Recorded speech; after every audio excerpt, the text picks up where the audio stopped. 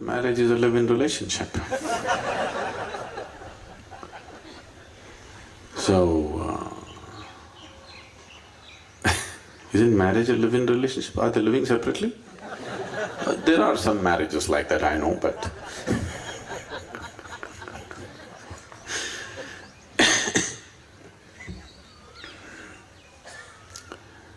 first of all, we must understand why are we forming a relationship. Right now, this in your language, the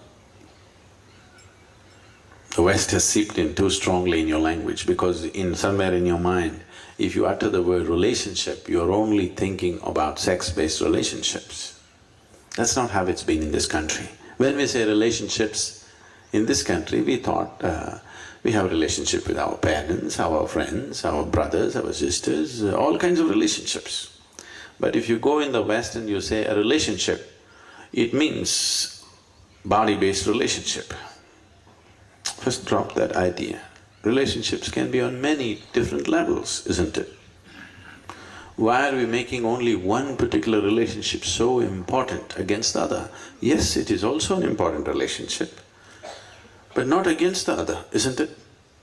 But right now, slowly, we are building this Western ideology that this relationship versus the rest. It need not be so. The reason why in this country, marriages have been very stable, not always because two people are getting along great, not always. Because when they got married, a few thousand people got married along with them. Bride and the groom were a small aspect of the marriage. There are so many other people involved. Now if you have to break it, you have to break it on all levels, you can't break it. Your father and his father or your father and her father may be having such a wonderful friendship, you can't break it now. Even if you want to break it with your wife, you can't break it because the whole family has joined up in so many ways. It's not just about two people. Is this good or bad? See, in the course of living together, people, today you got into some kind of situation in the evening, today you thought, this is it, I don't want to see your face again, finished. But tomorrow morning you're again in love. Hasn't this happened to you any number of times? Yes? If there is a whole lot of people around you, when that evening, when that feeling came that I don't want to see your face again, at that moment if you pack up and leave, it's finished. You can't come back tomorrow morning. But now there's a whole lot of situation that you can't leave. You stayed on, tomorrow morning everything is wonderful.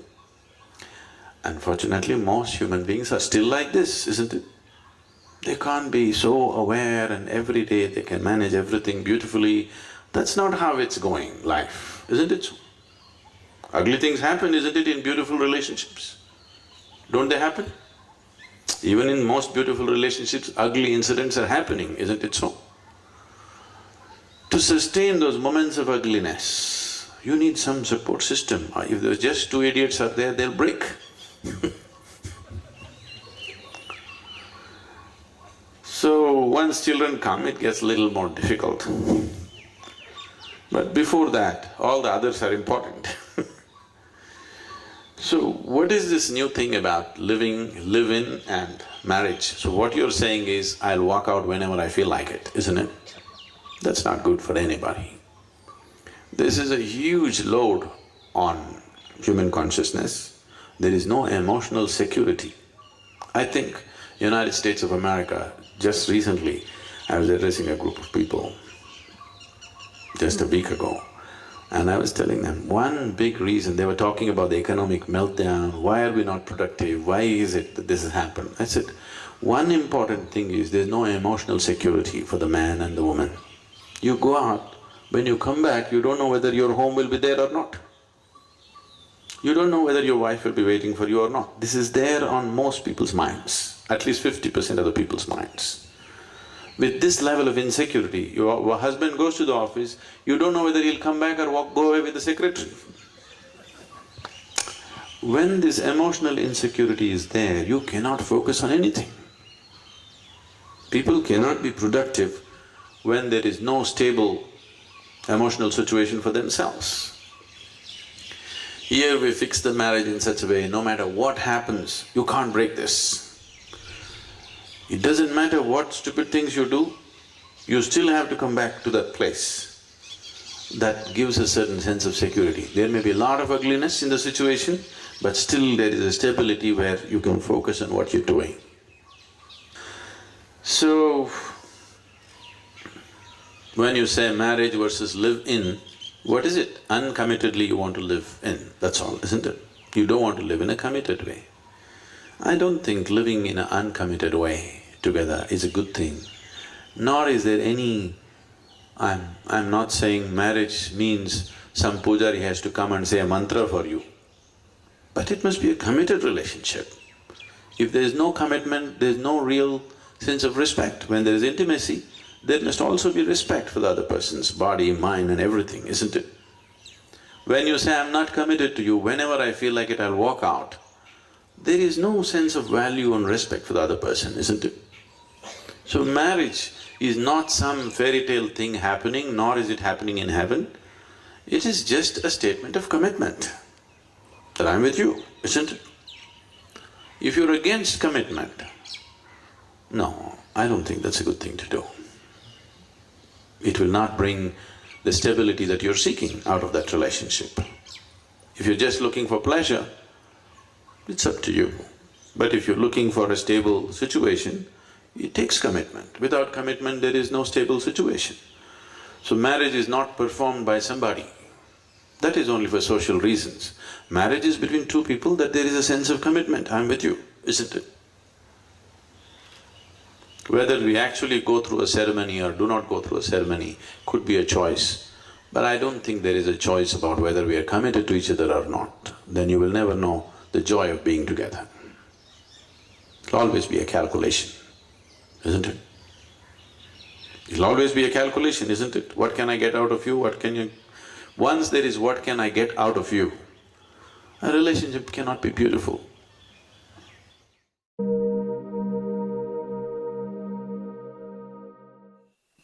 Sadhguru, Namaskaram.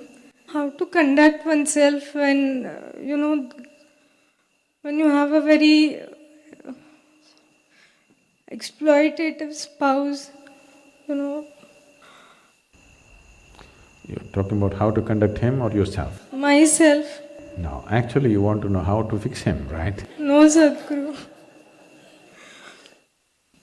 So, this is very important. I'm particularly talking to you. Please sit down. It's very important that we are straight with life, you understand? What you want is your husband fixed, but because you're sitting in front of me, you're saying, Sadhguru, how do I fix myself to fit into this exploitation? Which is not the truth. You want to know how to fix the man. Yes or no? Please tell me, all the ladies.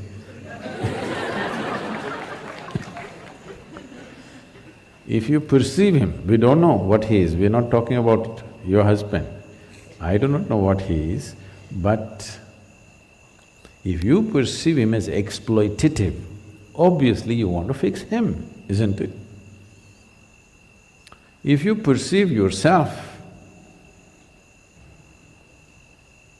as a problematic wife, then maybe some thought about maybe I want to fix myself will come up. When you perceive somebody as exploitative, the intention is to fix them, isn't it? But we don't want to be straight about that, because the culture doesn't tell you, the culture tells you fixing your husband is not a good thing. You must fix yourself. So, if you get a headache, go for a foot surgery. Then the foot will be aching more than the head. Kind of fixed. At least your attention is gone. So it's time. If we are concerned about life, it's time that we are 100% straight, at least with ourselves. Maybe in the world we don't know what profession you have, what situations you have, we don't know how straight you can be. I will not interfere with that, but at least with yourself, you must be 100% straight, very important. Otherwise, neither yourself nor your life situations will ever get fixed, simply complaining and going on. Life will be a lifelong complaint for a whole lot of people because they don't want to address it, they want to beat around it. So, husband fixing program we must do.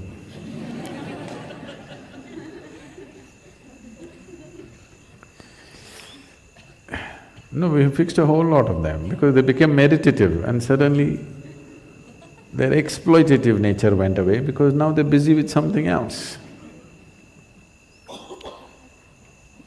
So I don't want to get into a personal situation right now here, but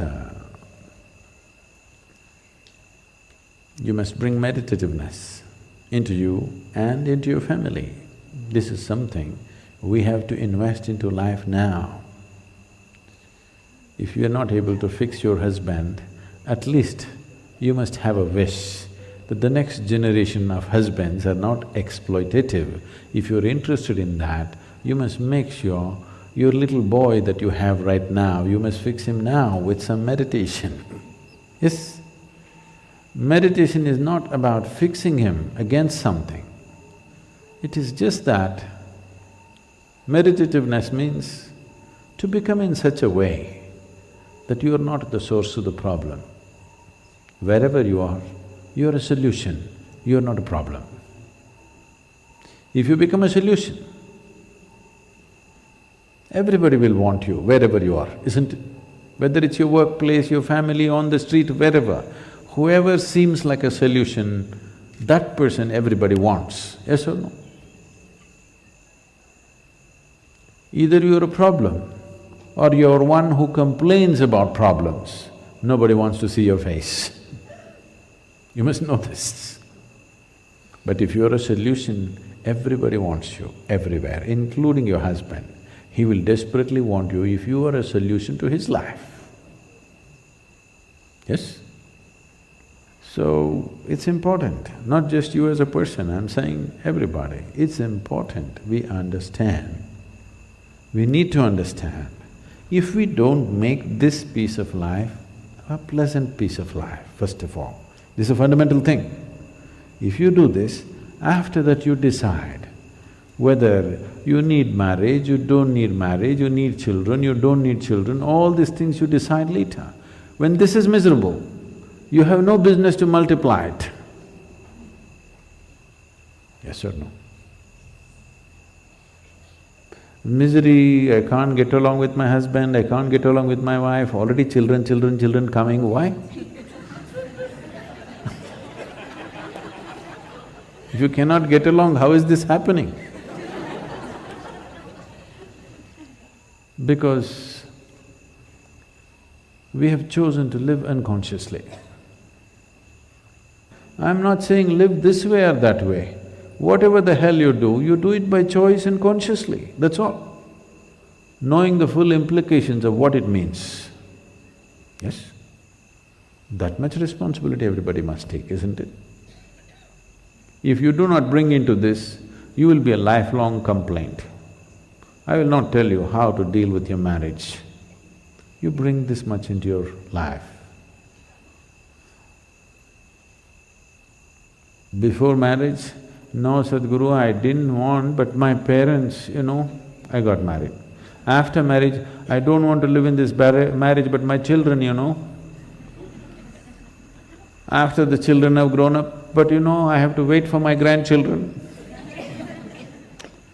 See, you have made yourself in such a way that you are a result of an unconscious process.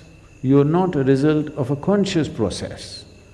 When you are a result of an unconscious process, you are bound to be a miserable accident. Yes, It's time every human being takes responsibility to at least change this much, then we can talk about big things, reaching the peak of your consciousness, mukti, moksha. Don't utter these words cheaply.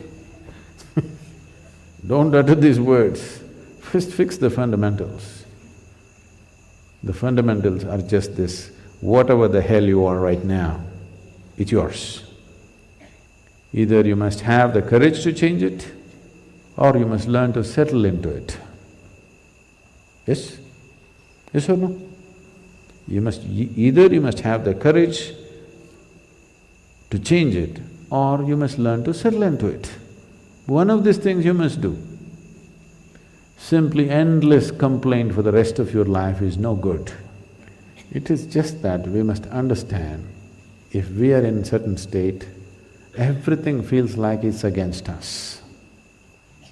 You fix this, after that you decide which way your life should be. You stay there, there's a consequence, you get out, there's a consequence. Everything there is a consequence.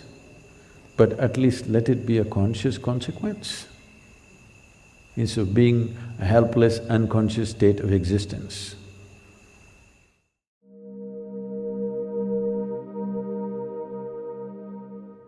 The needs within a human being have risen because of a certain sense of incompleteness. People are forming relationships to experience a certain sense of completeness within themselves. When you have a good relationship with someone dear to you, you feel complete. When you don't have that, you feel incomplete. Why is this so? Because this life, this piece of life, is a complete entity by itself. Why is it feeling incomplete? And why is it trying to fulfill itself by making a partnership with another piece of life? Fundamental reason is that we have not explored this life in its full depth and dimension.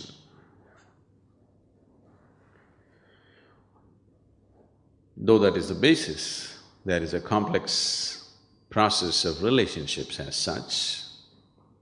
There are expectations. And expectations, and expectations, and expectations. The expectations that most people are creating are such that there is no human being on the planet who could ever fulfill those expectations. In the process of holding a relationship, the first moment of meeting, the expectations may be common, but as every step that we take in life, the expectations may become different. Because these expectations keep changing in people, they're not consistent, and they cannot be. One person may be consistent with the same expectation throughout their life, another person's expectations may be changing because his perception and experience of life is changing. Now, relationships become great conflict. More conflict is happening within the four walls of the homes than is happening anywhere on the planet. Only thing is, bombs are not exploding, so you don't hear it. They may be giving each other silent treatment.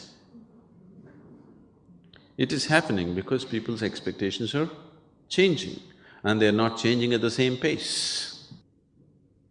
Fundamentally, why have we sought a relationship? Because you find yourself that without a relationship, if you do not have any kind of relationship in your life, then you become depressed. So, fundamentally you're seeking a relationship because you want to be happy, you want to be joyful. Or in other words, you're trying to use the other as a source of your happiness.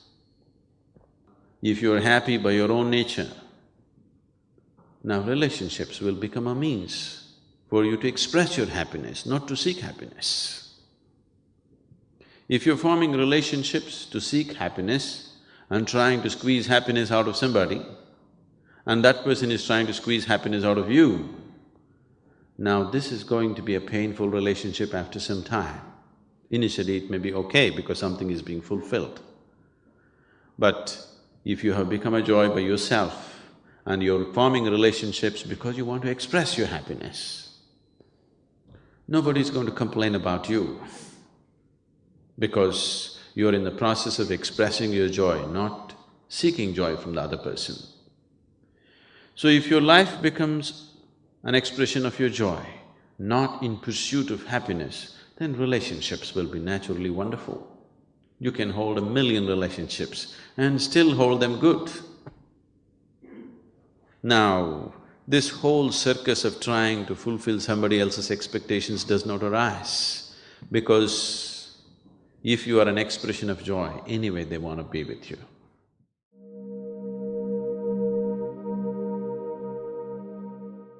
Sadhguru, what are your views on adultery? How does it affect one spiritually? If there is no love in your heart, you are anyway an adulteress.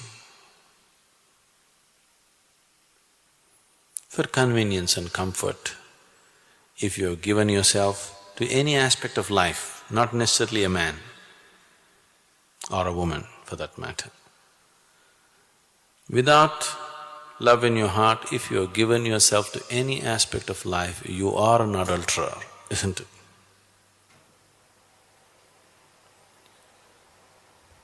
So am I against adultery? Yes, in that sense, yes, with every aspect.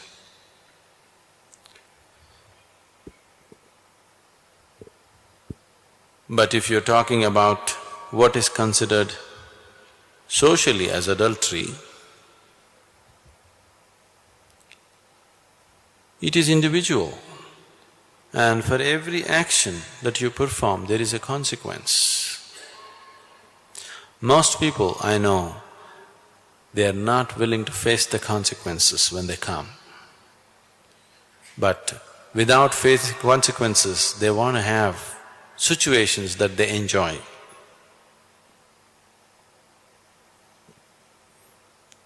Then anybody who is not willing to joyfully accept the consequences that come to them for whatever actions they perform is just a fool.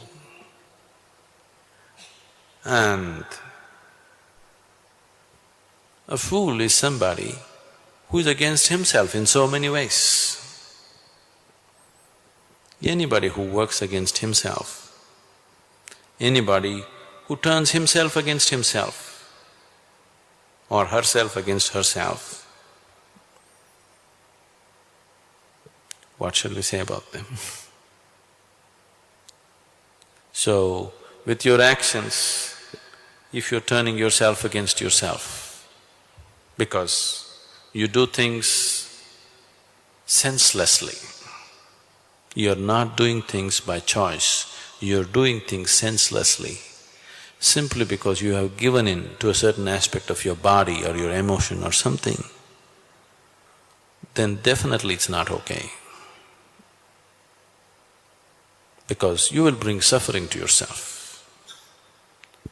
Anything that brings suffering to any human being, especially to himself, is it okay? Anybody who simply goes about bringing suffering to themselves for whatever reason they have, it doesn't make sense, isn't it? I'm not against or for anything. I want you to live sensibly. What makes utmost sense to you, you must do that. Is this wrong, is that wrong? That's not the point.